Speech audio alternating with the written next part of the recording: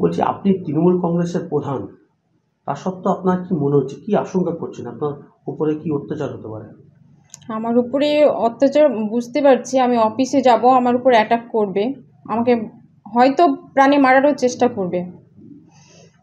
আমি চাই, ওই ঘটনার পর থেকে আমার মনে ভয় ঢুকে গেছে। আমি কি করে অঞ্চল অফিসে যাব, কাজ করব কিভাবে লোকের?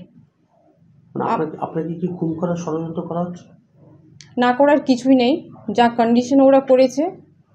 ওরা চাইছে ওদের কথা মতো যেন আমরা চলি, মানে কংগ্রেস থেকে যারা তৃণমূলে এসছেন ওরা চাইছে ওদের মতো করে ওদের মতামত আমরা সমর্থন করি আর ওদের মতো করে চলি।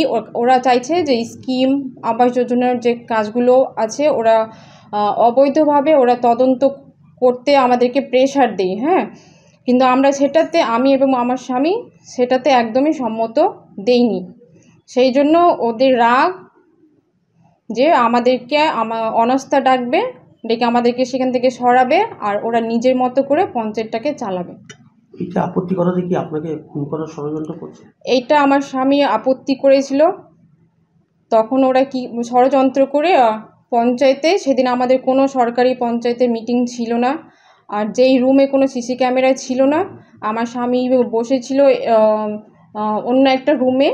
ওখান থেকে প্রেশার দিয়ে ওকে ওই রুমে আনা হয়েছে, এনে এমনি তর্কাতর্কি করেছে এই কাটমানির ব্যাপারে। আমার স্বামী সেটাতে সমর্থন করেনি।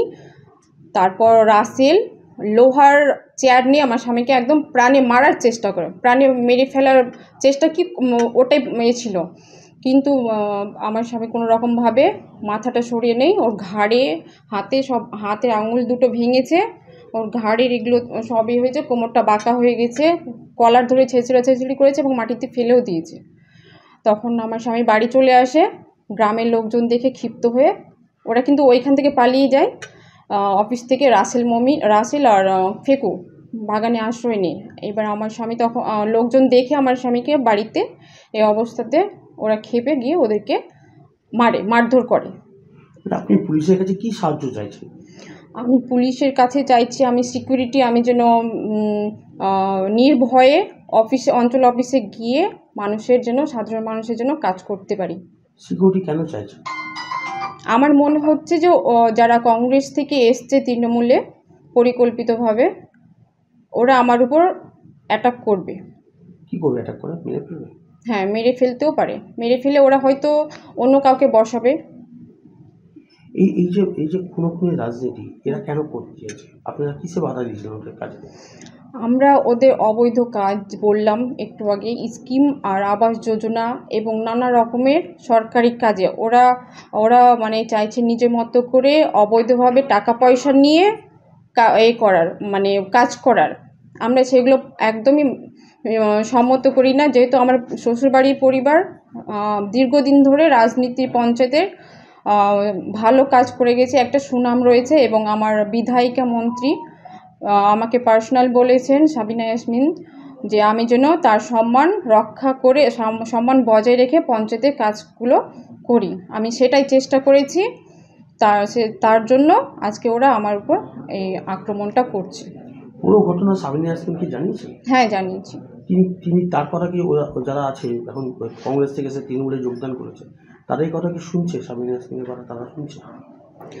সাবিনা ইয়াসমিন উনি ওনার মতো, ওনার নেতৃত্ব দিয়ে সঠিক ব্যাপারটা যাচাই করে ব্যবস্থা নিচ্ছে। ওদের ওই কংগ্রেসে যারা ছিলেন, তারা তৃণমূলে যোগদান করেছেন, তারা কি ওই সাবিনা ইয়াসমিনের কথা শুনছে? না, কথা শুনে না।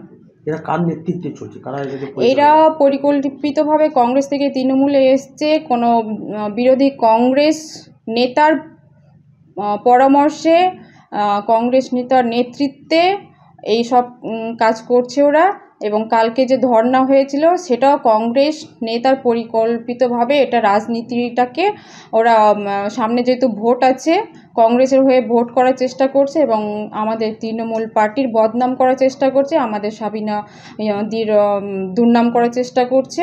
এটাই ওদের পরিকল্পনা। পুরো বিষয়টিকে আপনি রাজ্যের মুখ্যমন্ত্রীকে জানাবেন? উনি তো, আপনি একজন শাসক দলের নেত্রী। আমার জানানোর ইচ্ছা আছে যে আমি জানাবো মুখ্যমন্ত্রী। দেখা করে জানাবেন? যেরকম করে হোক আমি জানাবো ব্যাপারটা। এখন কতটা আতঙ্কে রয়েছে? এখন আমি অফিস যেতে পারছি না, আমি ভীষণ আতঙ্কে রয়েছি, ওরা যে কোনো টাইমে আমার উপর অ্যাটাক করতে পারে। পুজো মানে জমকালো লাইন, Dropbox লোফালুফি আইন, পেপারের ক্যাটালগে আঁকা, বাঙালির ইমোশনে মাখা।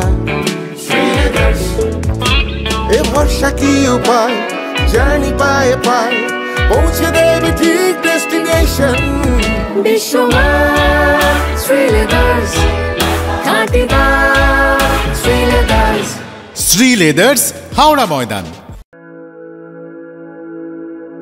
আপনি কি জটিল কিছু সমস্যায় ভুগছেন, সমাধান পেতে চান?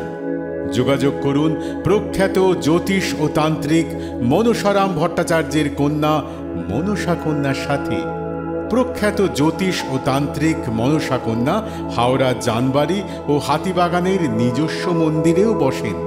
যোগাযোগ 9830106967 আর 9239655323।